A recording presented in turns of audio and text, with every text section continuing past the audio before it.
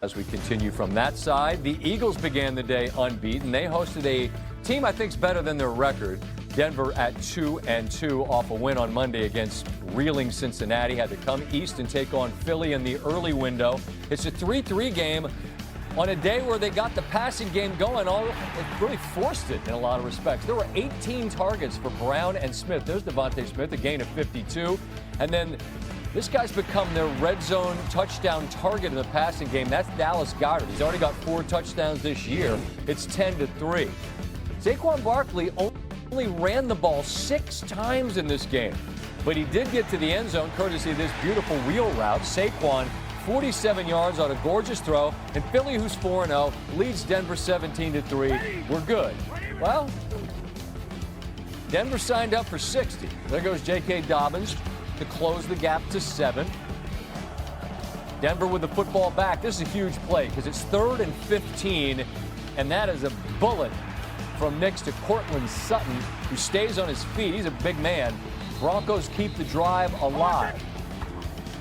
Nice ad-lib here from Nix, who looks back and finds his tight end, Evan Engram, who does a tremendous job to stay upright and then levitate. Elbows, knees, nothing. Hits the ground before the ball crosses the plane. And Sean Payton brought out the wheelbarrow, and here we go. We're going for 2. They roll it.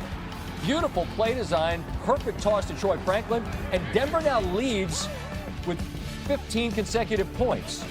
Philly's got time. They go for it on 4th and 4. And looking for Smith. They've got it, but there's a flag. Illegal shift called on Barkley. And so Nick Sirianni, you know, he hated to do it, but they punt. So now Denver gets the ball back, and this is a bit of dispute because Nix is under pressure, gets rid of it. A flag was thrown for grounding, but picked up. Nick Sirianni wasn't pleased with that at all. A few plays later, this is 3rd and 2. R.J. Harvey is knocked down, and then Zach Vaughn comes in late. So they would have been attempting a field goal, but after that, that's an automatic first down. Ultimately, they do decide to kick the field goal, but you've exhausted more clock. It is admittedly an easier field goal after the penalty as well. 21-17 your score. We got here in an unusual way, but now can Philly get down there and tie it? Goedert, lots of contact. Certainly seen flags thrown. From there, you wonder, could they have tried a push from the 3? No flag, so it comes down to this. Hurts into a sea of bodies, and I believe it hits Smith's hands, both Smith and Brown. Yeah, that's Smith who's got his hands on it, but there are a bunch of Broncos that are there to, in honor of TJ, knock it down. They do. That is a big-time dub for Sean Payton on how it felt to knock off the reigning Super Bowl champs. I think they were confident coming in. I asked them afterwards, who are you afraid of? You know, and this is a league that's, man, there's a fine line between a groove and a rut. It was a good win.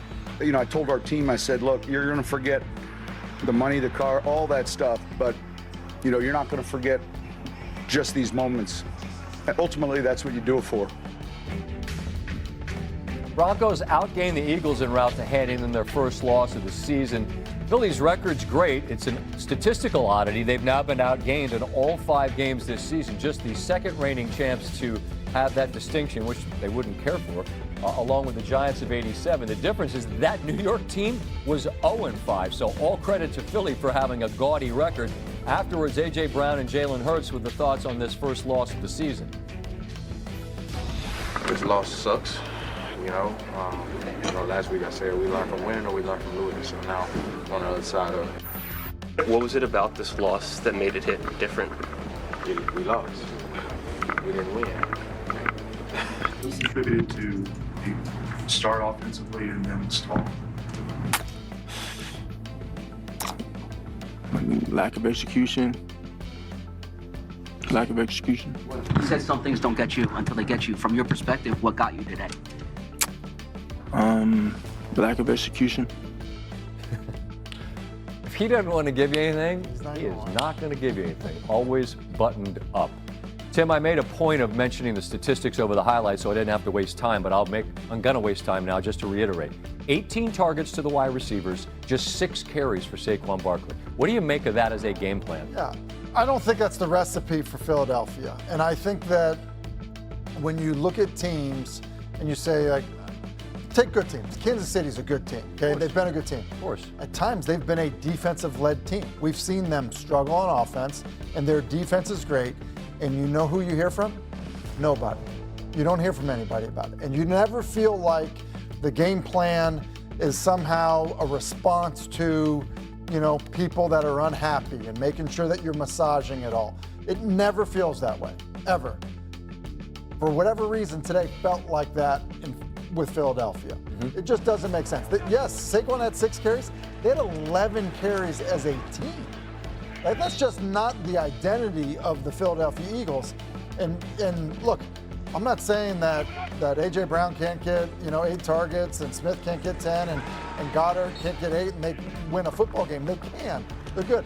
But that's not the identity of who they are. That's not what makes them different than other teams. They've got the best back in the game. To him only carry it 6 times is weird.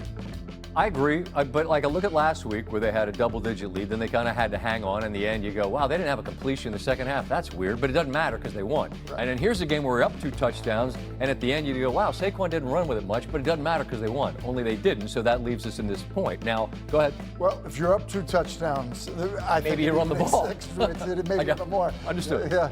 I keep making this point about Denver and their record, and at some point, you are what your record says you are. I get it, but like the loss at Indy came after a field goal was missed, and there was a penalty, and a loss to the Chargers comes on a field goal at the end. So, okay, they probably weren't supposed to win this one, but they did. How important is the victory they got in the grand scheme of the AFC West? Well, I think it's huge, like in the league, and then I think it's huge in the AFC West. In the league, because you heard Sean Payton talk about it. Like, this is a big deal to Sean Payton to say, look, defending Super Bowl champs, guys, let's figure out how good we really are. I think you see a quarterback growing. And then, look, like, he had a great rookie year, Bo Nix. He's made some plays. You pointed out in the highlight, I think it was this throw right here on 3rd and 15 to Sutton, where you're like, wait a minute, okay, that's impressive. I thought he was kind of streaky last year. He's been very accurate and made very good decisions this year. In terms of what it looks like in the AFC West, look, I think we all thought the Chargers were going to be a really good football team. Yep. The Chargers have been absolutely decimated with injuries. And what's going on the Chargers offensive line right now, I think, like, they're not a serious football team right now with the injuries they have on the offensive line. They can't protect their quarterback. And when you can't protect your quarterback, it doesn't matter how good he is, you don't have a chance. And you've got a Kansas City team that has an opportunity on Monday Night Football from Jacksonville to win 3 straight, and that stumbling start is forgotten in the blink of an eye. Huge win for Denver. More to come from Tim as we continue on SportsCenter.